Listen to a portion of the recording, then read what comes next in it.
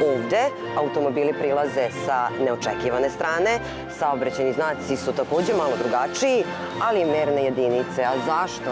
Pa zato što je ovo Engleska. Sopstvenom navigacijom stvaramo uspomene. A kada si u Londonu, ponašaj se kao stranac i dođi na Piccadilly. Evo, čitam ovde u brošuri da je ovo jedno od glavnih gradskih tvorišta.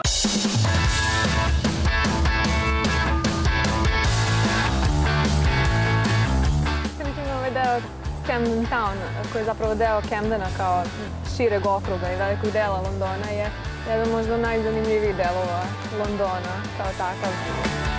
Upoznaj grad. U petak u 20:30 na našem prvom programu.